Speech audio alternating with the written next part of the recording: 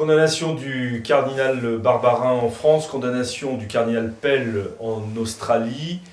À travers toutes ces affaires, nous voyons que l'Église, évidemment, est dans l'œil du cyclone, mais inversement, est-ce qu'elle n'a pas prêté le flanc en abandonnant petit à petit, au fil du temps, de son autorité, de son pouvoir moral et de sa souveraineté même, puisqu'elle a un droit, par exemple, qu'elle n'a pas exercé ou qu'elle n'a pas suffisamment exercé depuis un certain nombre de temps dans toutes ces affaires dont nous avons parlé dans les parties précédentes.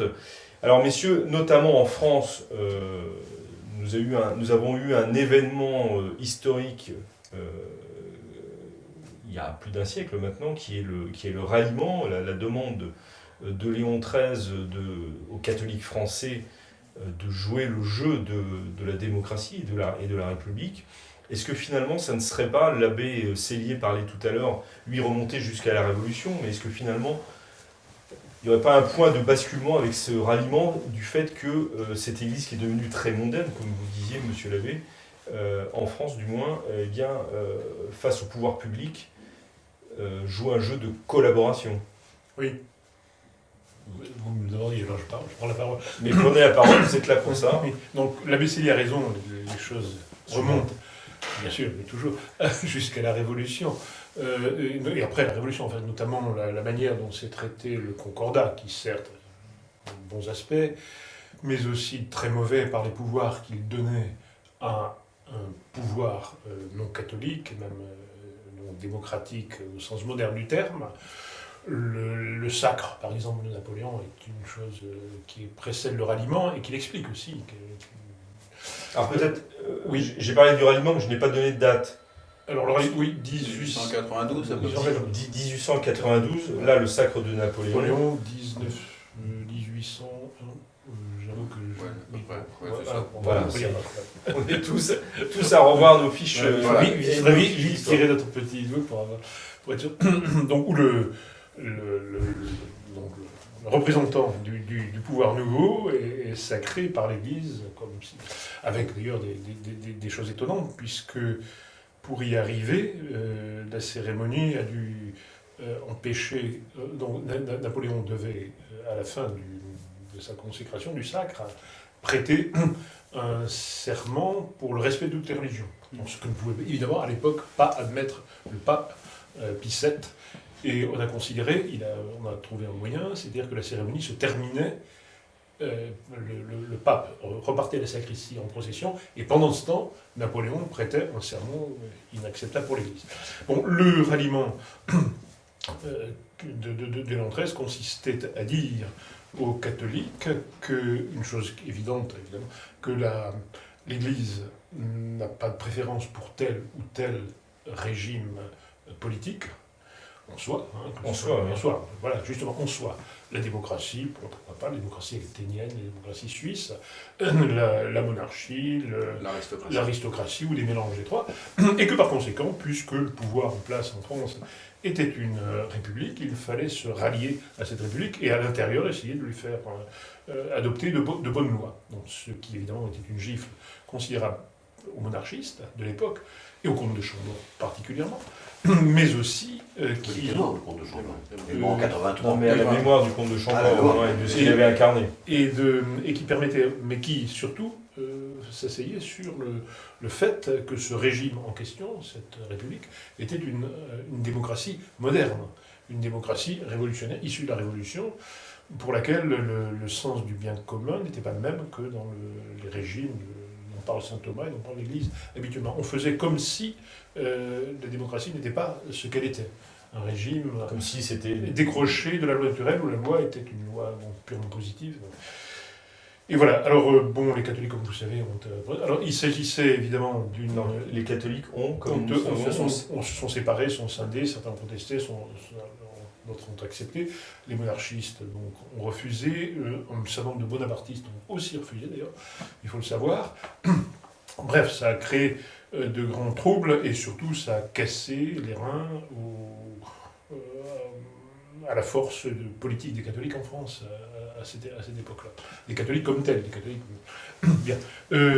Ceci étant, donc, dans le même temps, si Léon XIII a donné cette version qui avait une valeur doctrinale, qu'on le veuille ou non. C'est quand même quelque chose de très important. Tout de même, les principes, au contraire, il continue à les affirmer dans ses encycliques. Le corpus de Léon XIII est certainement le plus riche pour dénoncer ce qu'il a lui-même appelé le droit nouveau, à savoir le droit issu de la Révolution française. C'est-à-dire que Léon XIII invitait les catholiques français à collaborer au droit nouveau tout en continuant. De la même manière que de manière presque schizophrénique. Pie VII a consacré, a fait les onctions sur Napoléon, une je crois, pas plus, mais a fait les onctions sur Napoléon, en même temps qu'il dénonçait ce que représentait le pouvoir de Napoléon. Alors tout ça est resté jusqu'à Vatican II, ou alors là, basculement, c'est-à-dire que ce qu'on appelait jusqu'à présent la thèse, c'est-à-dire le pouvoir doit être autant que faire... La réaffirmation de la doctrine. Et l'hypothèse étant... dans les circonstances dans lesquelles on va tolérer que le mal puisse répandre, etc. Donc l'hypothèse est devenue la thèse, et la thèse de l'hypothèse, c'est la liberté religieuse, où est affirmée donc, par l'Église comme telle, en tout cas par les hommes d'Église, dans l'Unitatis Humanae, que l'État, comme tel, doit respecter toutes les religions, doit tenir une balance égale, et ainsi de suite. Monsieur l'abbé, est-ce que le fait que je démarre cette troisième partie sur le ralliement vous semble explicatif, avec tout ce que vient de rappeler l'abbé Claude Barthes, explicatif de la situation dans laquelle nous nous trouvons et des difficultés dans lesquelles est plongée aujourd'hui l'Église? Alors je dirais, d'un point de vue d'abord historique, concernant le ralliement, il faut rappeler, donc dans la manœuvre que fait Léon XIII, que les royalistes sont arrivés avec une majorité écrasante en 1871 à l'Assemblée nationale, qu'ils avaient un prétendant, le comte de Chambord, qu'ils pouvaient donc restaurer la monarchie sans aucune difficulté, et qu'ils ne l'ont pas fait. Et que lorsque Léon XIII intervient, ça fait déjà 20 ans qu'ils ont eu ces cartes en main, et qu'ils n'en ont rien fait. Donc, je dirais, Léon XIII dit « passons à autre chose ». Il reprend la main. Voilà. Et passons à autre chose, puisque vous n'êtes incapable de... Donc ça, c'est pour justifier Léon XIII. Non, mais moi j'ai une position là-dessus très claire, mais je veux dire, c'est pour justifier Léon XIII dans sa manœuvre. Maintenant, sa manœuvre porte-t-elle, et là, je rejoins M. Weber, porte-t-elle dans le contexte dans lequel il le fait. Or, moi, je pense effectivement que nous sommes en face non plus de l'état classique dont parle Aristote, saint Thomas et la philosophie politique habituelle, mais de l'état moderne. Et l'état moderne n'est pas un état classique. L'état moderne est un état qui se développe dans deux directions, ce que j'appellerais une partie administrative et contractuelle, c'est-à-dire créer un espace politique dans lequel chacun puisse exprimer sa liberté, qui est définie par les droits de l'homme comme étant le pouvoir de ne pas nuire aux autres, mais après on fait ce qu'on veut, avec l'expression actuelle très caractéristique entre adultes consentants. Je crée un espace purement juridique et administratif dans lequel vous pouvez faire ce que vous voulez pourvu que vous ne fassiez pas de mal aux autres et que vous ne violez pas la loi, d'accord ? Et de l'autre côté, et donc sans aucune fin, il n'y a plus de fin humaine. Vous faites ce que vous voulez, n'importe quoi, du moment que ça ne dépasse pas telle borne. Et de l'autre côté, lorsqu'il se remet à chercher des fins, parce que l'homme est un être de fin, un être qui cherche des buts, eh bien ce sont des fins antinaturelles, anti-Dieu et anti-homme. Et donc, en fait, on se trouve devant quelque chose de tout à fait nouveau, tout à fait différent de ce qu'on a connu. Et donc, pour moi, la tentative de christianiser cet État moderne n'a strictement aucun sens, parce que c'est un État qui est hors de cette christianisation. Et moi, personnellement, tel que je vois la chose, je pense qu'il faut accepter une bonne fois pour toutes, d'être comme sous l'Empire romain au début de l'Église, c'est-à-dire que nous n'avons rien de commun avec cet empire romain totalement païen qui existait. Je finis. Nous n'avons rien de commun. Nous sommes vraiment des chrétiens. Nous vivons la radicalité de l'évangile, la radicalité de la prédication évangélique, vraiment en profondeur. Et nous ne sommes pas dans ce monde qui s'agite, etc. Par exemple, à la Notre-Dame de Consolation que je dirige, nous ne parlons jamais de l'actualité. Jamais de l'actualité dans les sermons, etc. Ça n'existe pas. On ne parle que de Dieu, on ne parle que de la vie chrétienne. Après, Il faut, sur un autre plan, faire ce que j'appellerais un lobbying raisonnable pour essayer d'obtenir le moins pire, et entre les deux, faire ce que firent les premiers chrétiens, des apologies, pour montrer ce qu'est le christianisme à des gens qui l'ignorent, ou qui le méprisent, ou qui le combattent. Voilà, moi, ma position révolutionnaire, si je puis dire, c'est vraiment d'accepter que nous ne fassions plus partie de cet État moderne. Après, cette profession de foi. Voilà. Oui, il faut bien le dire. Monsieur Voilà. l'abbé, Oui, je me permets de me tourner vers vous pour vous reposer la question à laquelle l'abbé Sellier n'a pas répondu. Est-ce que la situation dans laquelle se trouve l'Église en France, par exemple, aujourd'hui, notamment avec cette condamnation dont je parlais tout à l'heure du cardinal Barbarin, est un fruit direct ou indirect de la situation créée par le ralliement? Oui, moi je pense que c'est un fruit direct et indirect. C'est un fruit, en effet, de cette situation de faiblesse de l'Église dans la société aujourd'hui.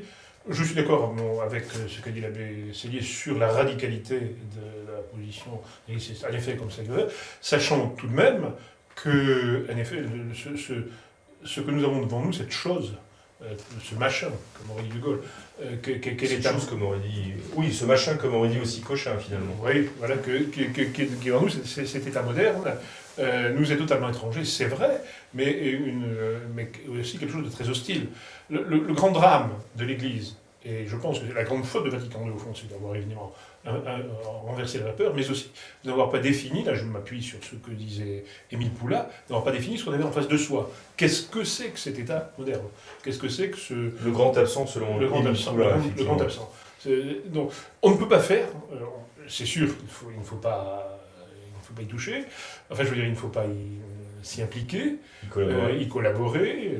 Bon, l'entrisme, on est toujours évidemment obligé à tout moment de faire l'entrisme. Enfin, il s'agit de bien définir les choses. On ne peut pas y collaborer, point.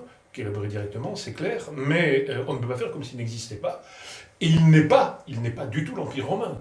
Il n'est pas l'Empire romain au début de l'Église. Saint Paul disait, dit 2 ou 3 reprises, et Saint Pierre aussi, dans ses épîtres, qu'il faut se soumettre à l'État. On ne peut pas dire ça aujourd'hui. C'est plus possible. Parce que cet État n'est pas un État de droit naturel. L'État romain avait des grandes faiblesses, avait persécuté les chrétiens, faisait des choses abominables, c'est clair, mais globalement restait un État, on va dire, de droit naturel. Ce que n'est absolument pas l'État moderne, qui ne sait pas ce qu'est le droit naturel d'abord, qui ne sait pas qui s'est construit contre, et qui en plus s'est construit contre la religion, contre la religion chrétienne. Donc nous sommes dans un État de post-chrétienté.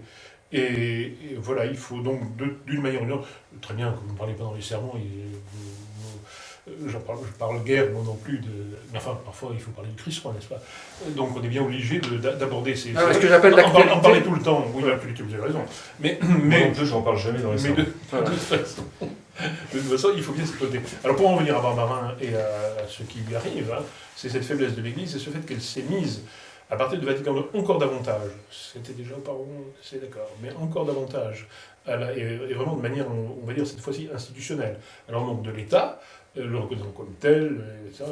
Et donc, à cause de cela, on arrive à ces choses énormes que sont des jugements par les autorités civiles, par les tribunaux civils, au pénal, enfin, je veux dire, les juridictions étatiques, de gens comme le cardinal Barbarin ou le cardinal Pell, des cardinaux de l'Église romaine, dont non seulement des clercs, jusqu'à présent l'Église avait toujours dit que les clercs, elle devait les juger elle-même, elle tolère bien entendu qu'ils soient aussi jugés par le bras séculier. Par le bras séculier, ou le nouveau bras séculier, ce qui est encore autre chose. Hein. Mais les cardinaux, jamais. Donc aucune protestation de Rome pour dire, mais attendez, c'est nous qui avons à juger. S'il y a à juger Barbarin, c'est à nous de le faire. Ou le jurer après, vous en ferez ce que vous voulez. Si Pell est-il ou pas coupable, donc c'est à la congrégation de la foi, puisqu'il s'agissait de ça pour les actes de pédophilie, qui va juger le cardinal Pell.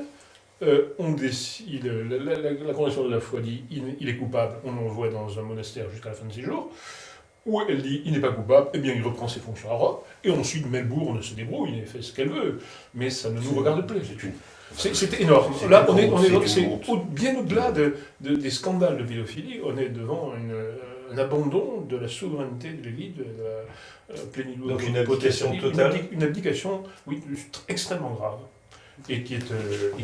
qui serait un fait nouveau qui est À ce point-là, je veux à dire. ce point-là, c'est un fait nouveau. Oui. C'est une abdication reconnue et assumée par les autorités Daniel. ecclésiastiques, qu'elles ce soit romaines ou que ce soit françaises. Ce que j'ai lu, moi, venant de la conférence des évêques de France sur l'affaire du jugement qui a condamné à 6 mois de prison avec sursis le cardinal Barbarin, est une honte.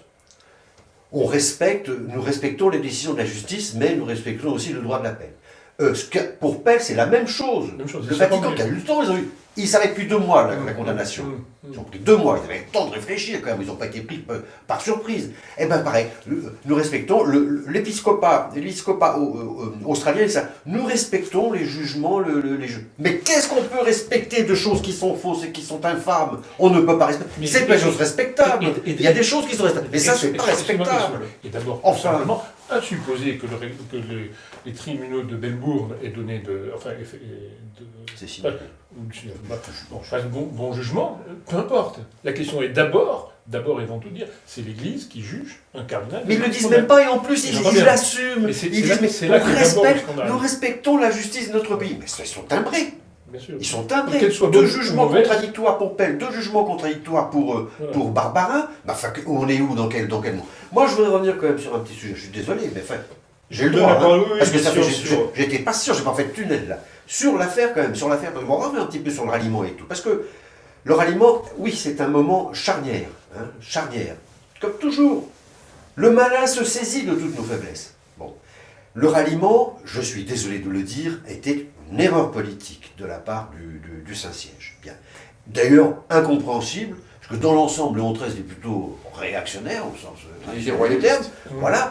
Et oui, mais c'est un royaliste qui connaissait pas grand-chose au royaume. Alors, comme vous dites tout à l'heure, quand il a vu que. Alors, en 1871, c'est vrai qu'il y a eu une chambre absolument introuvable. C'était des royalistes. Et puis, ils n'ont pas été capables de remettre le roi sur le trône. Mais parce que la chambre était divisée, mon cher. Il y avait. Attendez, je poursuis, parce que c'est important, c'est des points importants. Ça explique beaucoup de choses. Et même les sottises, les commentaires sots de Léon XIII sur cette question-là. Bien. Il y avait donc une majorité de royalistes. Certains étaient des légitimistes, qu'on appelle les henriquinquistes, qui étaient pour Henri V. Les autres étaient évidemment de sensibilité orléaniste. Et eux, ils voyaient que Henri V, de toute façon, n'avait pas de descendants, tout ça, puis que les Orléans avaient beaucoup de descendants. Bon. Alors, il y a eu des négociations, mais des négociations de corps de cul, enfin, de honteux. Bon. On a voulu faire avaler le ralliement, donc le ralliement des députés orléanistes avec le parti des ducs, pour Henri V, sachant que ça durerait ce que ça durerait, à la condition, bien sûr, eux, c'était pas des réactionnaires, c'était pas des contre-révolutionnaires plutôt, il faut utiliser les mots comme il faut utiliser, c'était pas des contre-révolutionnaires, c'était des modernes, des progressistes, des libéraux, tous ces gens-là. Bon. Et on a dit, voilà, le symbole, il faut le drapeau bleu-blanc-rouge. Il faut que le roi accepte le drapeau bleu-blanc-rouge. Et Henri V a refusé. Pas le drapeau bleu-blanc-rouge. Henri V, c'est le comte de Chambord. Le comte de Chambord. Mais pour moi, c'est Henri V. Voilà, c'eût été un grand roi, malheureusement, mais il n'a pas régné. Bon, tant pis, bien fait pour les Français. Eh bien, il ne l'a pas refusé comme symbole national, on aurait pu s'en... Mais pour tous les principes que ce drapeau bleu-blanc-rouge a. C'était le principe de la révolution. Attendez, Gilles, faut me laisser quand même. Là, maintenant, le tunnel, je le fais. Puis là, on n'est pas fini, le tunnel. Là, bon. Alors, ce qu'a refusé Henri V, c'était tous les mauvais principes qui étaient affublés de ce drapeau. On aurait pu avoir une solution à l'anglaise. En Angleterre, vous avez l'Union Jack. Bon. En quoi ça invalide ce qu'a affirmé Parce que Léon XIII a eu cette remarque idiote en disant, quand on n'a pas pu rétablir le comte de Chambord, tout ça pour une serviette. Ou une serviette. Un chiffon. Non, c'est pas un chiffon, éminent, votre sainteté. C'est des principes. Et les principes, vous les avez pas eus. Le résultat de tout ça, cet ralliement de corps de cul, a abouti à quoi? À casser les reins, comme l'a dit tout à l'heure Léonard, casser les reins de la contre-révolution catholique, de casser les reins des conservateurs qui auraient pu encore peut-être changer des trucs, je ne suis pas très sûr. Et qu'est-ce qui s'est passé après? Remerciement de la République, la loi de 1905. Voilà. Le ralliement apporte la loi de 1905, voilà. Puisqu'il n'y a plus de résistance, c'est fini. L'abbé Cellier. Voilà. Autre chose est de dire, moi je ne suis pas pour le ralliement. J'étais un peu vitupérant. Non, mais je n'étais pas pour le ralliement. Mais attention, effectivement, les royalistes étaient divisés, mais ils n'ont pas su s'unir. Ils n'ont pas su s'unir. Et donc ça, c'est typique de la France. C'est-à-dire 2 personnes, un parti, 3 personnes, une scission. Les Allemands, eux, ils se sont unis. Ils n'étaient pas toujours Mais les d'accord. royalistes ne pouvaient pas s'unir, ils n'étaient pas unis sur les principes. Vous savez, encore une fois, je l'ai dit ou je l'ai pas dit. Non, mais il y avait des légitimistes qui étaient des contre-révolutionnaires, partisans de la restauration du roi légitime, c'était Henri V, comte de Chambord. Ok. Et les autres, c'était des comment dire, c'était des. Mais la politique, des c'est l'art du réel. de la l'art du réel, il est possible. de la royauté de Juillet, vous comprenez, ça n'a rien à voir. Bon, c'est pas les mêmes principes. Si je peux vous mettre d'accord. Si c'est une question de principe, c'est impossible. Monsieur Lavébart, La restauration était impossible. Monsieur Lavébart. Si je peux vous être d'accord, Léon XIII était bien puni, puisque sa tactique a complètement foiré, et que les élections successives ont balayé cette idée de parti catholique. Il faut lire l'excellent livre de Martin Dumont sur cette question, qui s'appelle... Quel est le titre ? Qui est un titre très long, sur la sa thèse, oui. Et qui, en effet, montre que Léon XIII a échoué. Quant à... que voulais-je dire ? Oui. Donc Léon XIII a échoué sur ce point-là, mais le ralliement est rentré dans les mœurs. Et justement, c'est la question que j'allais vous poser pour terminer. Comment aujourd'hui pouvons-nous sortir, j'allais dire, de cet esprit du ralliement dans cette situation dans laquelle nous sommes plongés, qui, face à une agressivité de plus en plus forte, contre l'Église, qui joue d'ailleurs, on l'a dit au début de cette émission, aussi sur les faiblesses et les scandales d'hommes d'Église. Comment sortir de cette... Le Christ roi, c'est pas compliqué, c'est la doctrine du Christ roi, c'est la seule qui est actuellement... Vous avez raison, mais c'est très compliqué. Ah bah oui, c'est compliqué. Je vais rebondir sur ce qu'a dit M. Lavébart tout à l'heure à propos de mon intervention. Je comparais à l'Empire romain. Certes, l'Empire romain est encore un empire qui utilisait le droit naturel, et donc il n'est pas... Mais je parle de la position de l'Empire romain. Être chrétien à l'époque, c'était être condamné au martyr. Et Saint-Marcel, il s'est retrouvé dans les écuries à curer les vaches. Et il est mort de souffrance là-dedans. C'est l'état du christianisme. C'est l'état du christianisme. Il faut être objectif aujourd'hui. Alors, c'est pas des persécutions violentes, etc. Mais aujourd'hui, l'état moderne, et comme l'état romain à l'époque, persécuteur des chrétiens, il faut l'admettre. Il ne faut pas dire « oh bon, on va s'arranger ». Non, il est persécuteur des chrétiens, on finira aux bêtes, on finira dans les étables, etc. Comme le cardinal Barbarin, le malheureux, qui paye d'ailleurs pour ses prédécesseurs, il est arrivé après la bataille, je l'aime pas beaucoup personnellement, mais en l'occurrence, il paye pour les autres. Hein. Mais voilà, on est et on va être persécuté. Parce que cet État est un État qui n'est pas persécuteur par accident, comme l'Empire romain, qui est un État de droit naturel, mais qui était inspiré des fausses religions, c'est un État anti-naturel, anti-humain, anti-dieu. Vous avez tout à fait raison. Mais la persécution n'est pas seulement d'être mis aux bêtes. Hein. La persécution, c'est une persécution douce, une persécution d'exclusion, ou qui oblige, en fait, par la bande, à se rallier. Et donc, la lutte contre cela, c'est une lutte, certes, comme celle des premiers chrétiens, mais contre cet ennemi-là, qui est quand même très différent. Et revenir au Christ roi, c'est d'abord poser... Pas d'accommodement avec la Révolution. Ceux qui ont voulu s'accommoder... Est-ce que vous pouvez laisser parler Lavébart ? Et donc justement, c'est lui qui conclut. Toute une morale que devraient faire nos princes évêques sur ces questions-là, sur ces questions morales, tout simplement, de coopération, de non-coopération, ce qu'on peut faire, ce qu'on ne peut pas faire, vis-à-vis de... certes, mais c'est de ça qu'il s'agit. Oui, je sais, mais on va toujours attendre les évêques. Oui, bien sûr, mais c'est par tel évêque, et à la fin tel pape, qu'on en arrivera là. Merci Monsieur l'abbé Barthes, c'était donc le 7e épisode, 7e émission plus exactement du Club des Hommes en Noir. Un peu réduit exceptionnellement cette fois-ci, puisque malheureusement le père Michel Viau, qui devait être parmi nous, n'a pas pu être présent, et nous avons évidemment une pensée très forte pour lui. Nous serons évidemment très heureux de l'accueillir dans un de nos prochains épisodes. Rendez-vous le mois prochain, et d'ici là, que Dieu vous garde.